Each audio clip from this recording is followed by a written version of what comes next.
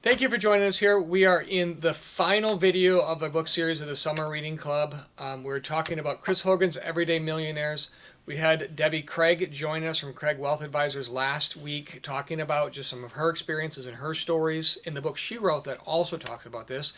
Check back on that link if you didn't see it here. We're going to dive into the book in a little bit more detail, talk about the myths, talk about some of the preconceived notions that are there, and just the details that are in there. So join us as we dive in.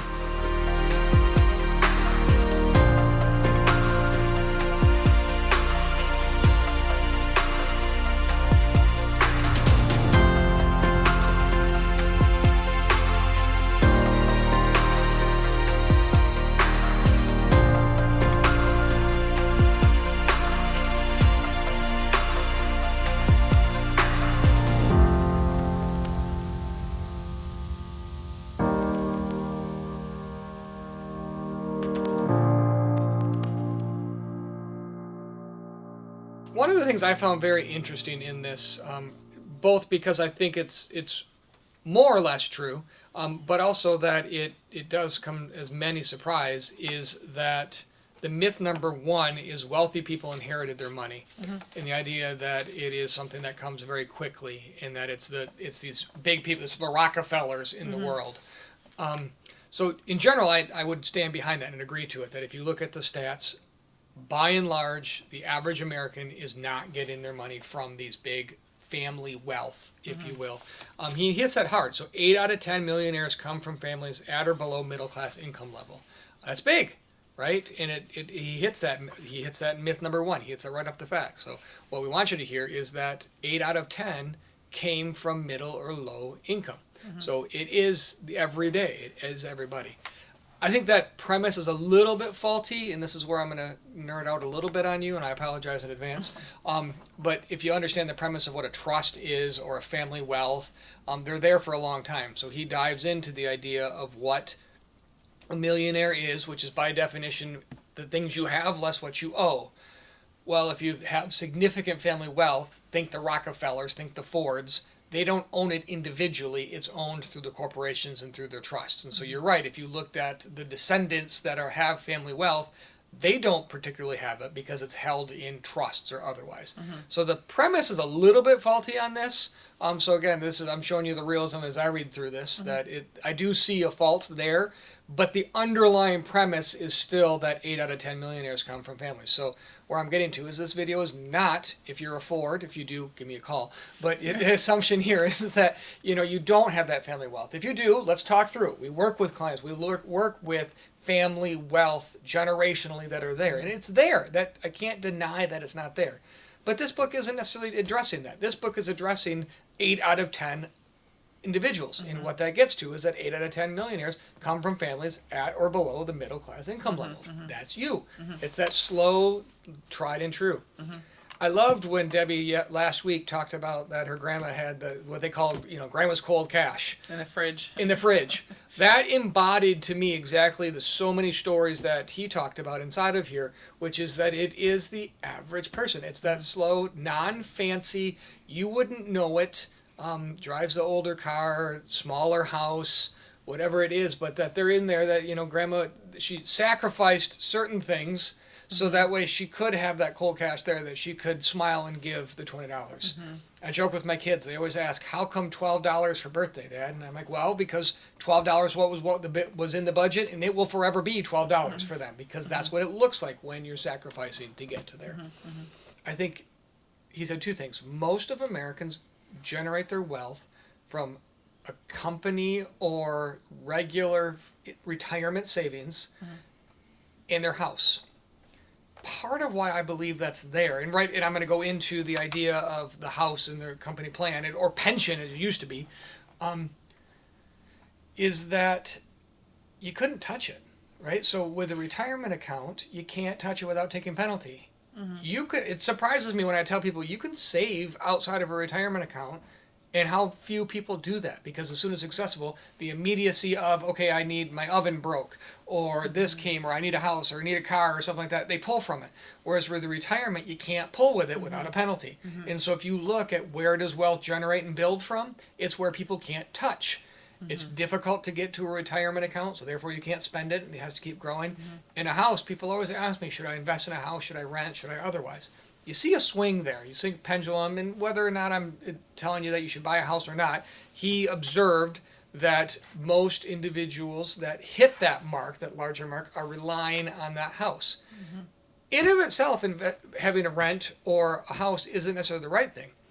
What he's hitting on indirectly is that it's really difficult to go spend a toilet.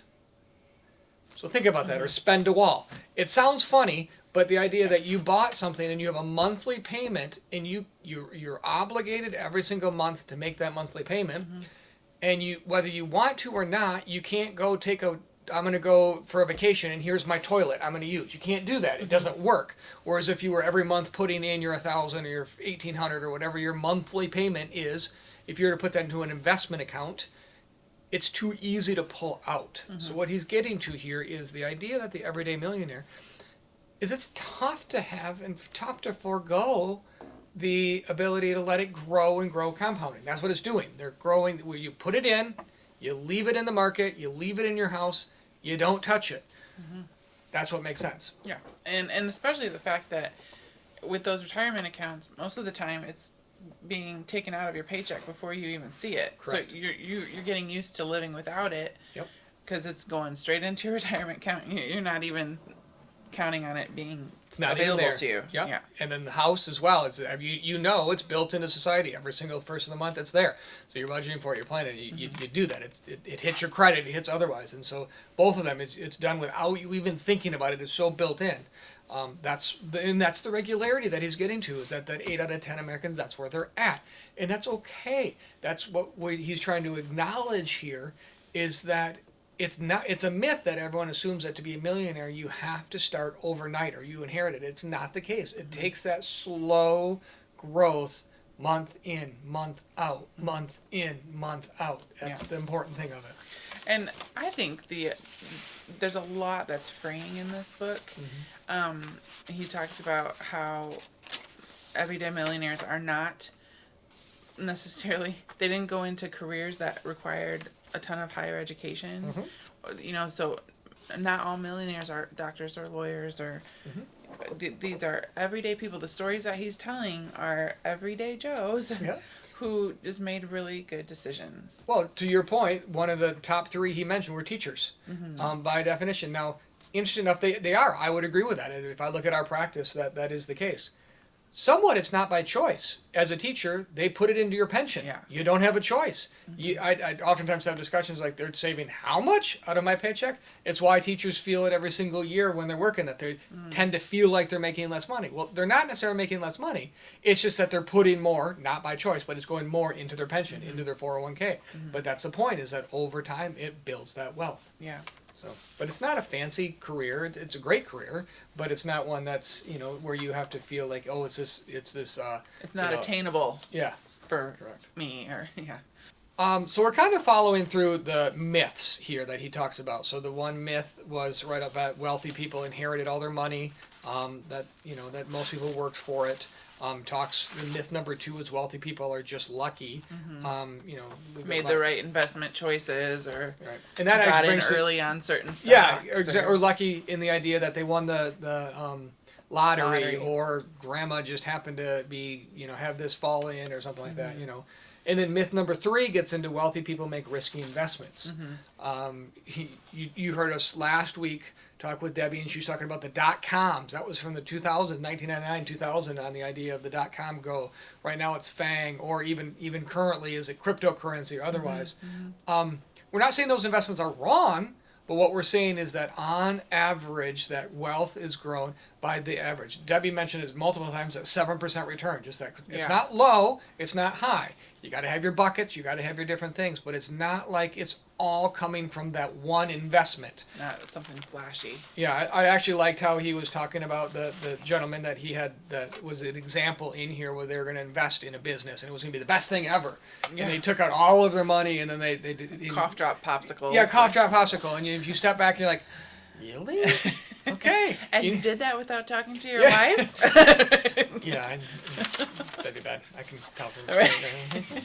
But It's not talked about in the book here, but on the idea of the getting rich versus building wealth, I see it from a tax side. So that's the expertise that I can talk through as I look at it.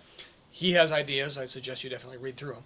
My take on that idea, the getting rich, is I oftentimes have clients that come in and say, my goal is to pay as little tax as possible. And I say, that's good. I don't want to pay a dime more in taxes than I need. We don't want to tip the government by any means.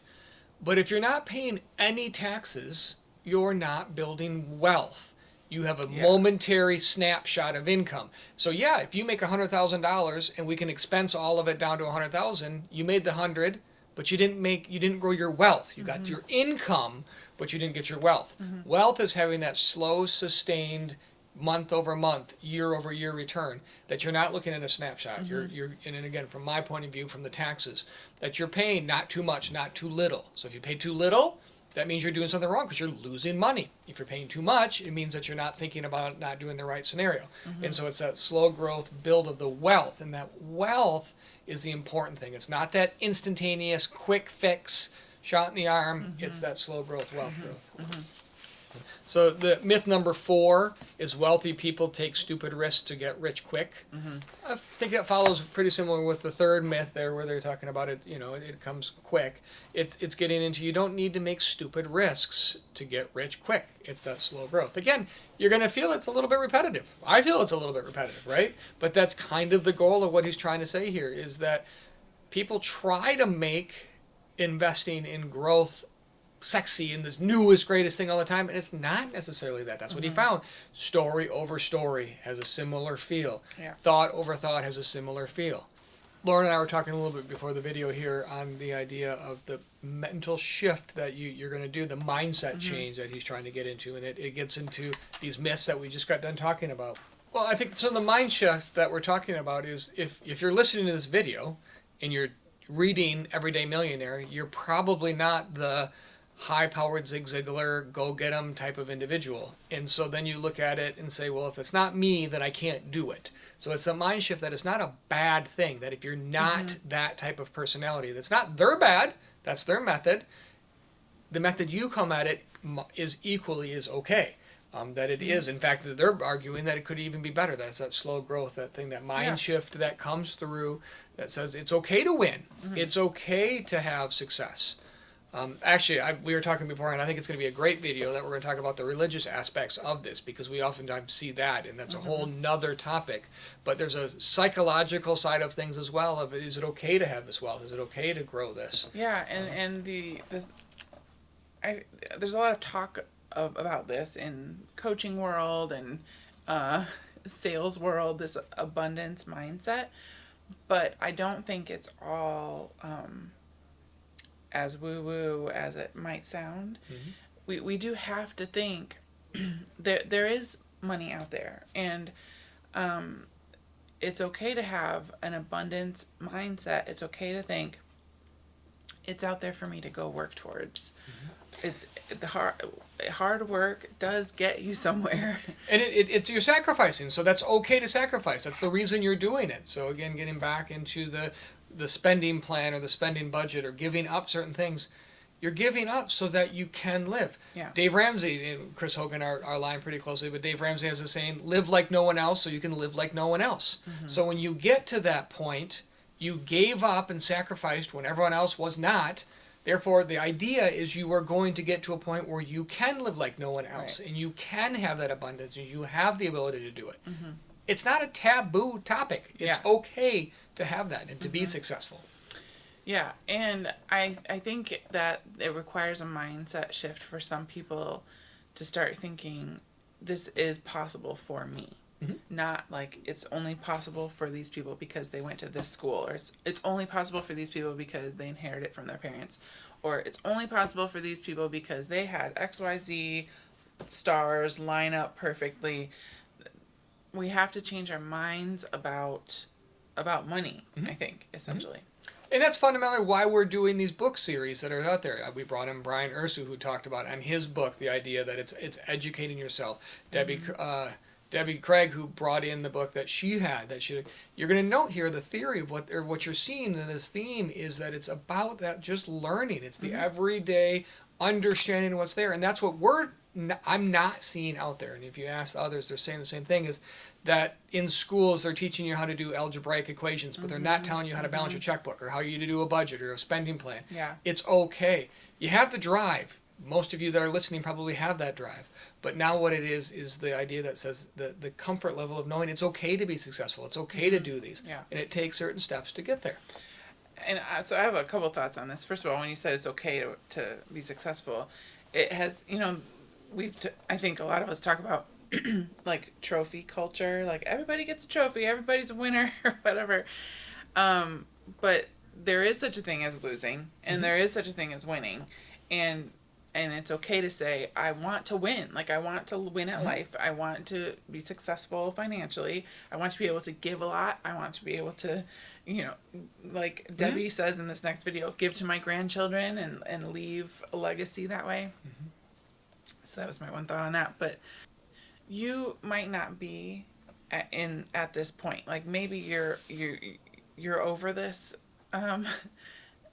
learning. Maybe you do know these points, and you do have a right mindset, but maybe you know someone in your life who doesn't, and so this might be a good book to give to your kids, or make sure you and your spouse are on the same page, or like I'm gonna probably talk about it with my siblings. Even we want to make sure the people in our lives are healthy financially, and if we have knowledge that we can pass on, then we should go ahead and do that. Yeah, and there's the soapbox. Every one of you have known that I get giddy when I pull up this Save Early spreadsheet on my thing. It's that soapbox that I enjoy that you talk. Is because partly I didn't do that. I'm the accountant, right? I didn't build that start early, so I had to start later. So I get every chance I possibly can to share that to the next generation, to those that are out there, that you get passionate about this. Yeah, when your kid starts a job at 14, it's not too early to open, what is that called? A custodial Roth IRA. Roth IRA. They can start making contributions to that, pre-tax contributions that I think that spreadsheet says you have to save for like 5 years before the age of 25 or something. I don't know. We'll share a link to the spreadsheet.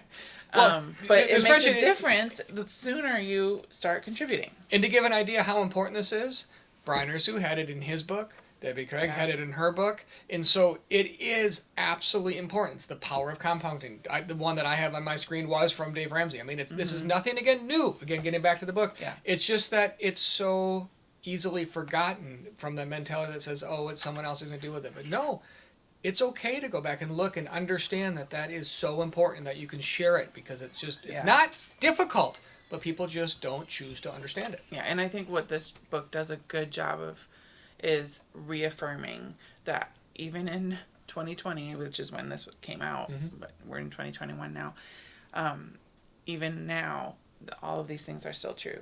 It still is better to go low and slow, and here are a whole bunch of stories about how it works for people. Well, not only is it true, I think it's even that much more important now, whereas before, my grandfather had a pension. The day of pensions I still see them, but new pensions, they hardly exist, right? And so the idea that you have to become more aware, Prout Financial talks a lot about the fact that you are the master of it. You have to understand your own retirement. This is very important for you to understand this and learn it. It's not complicated, but it's something that you have to take on for you to understand. It is that slow growth that are out there. So. Thank you for joining us on this book and for this journey that we've had this summer on the book club that we've had. Hopefully you have had a chance to either read through the books or at least hear and learn some of the ideas that we've talked about. You can tell we're passionate about this, about the education side of it, about the topics that are there. Even like what we talked about with Everyday Millionaires. It's not earth-shattering, but it's that comfort level to know that it is an opportunity for you, wherever you are in your financial walk, to know that there is opportunities that are there for you to learn, to do, and work through. Thank you for joining us, and we look forward to seeing you in future videos.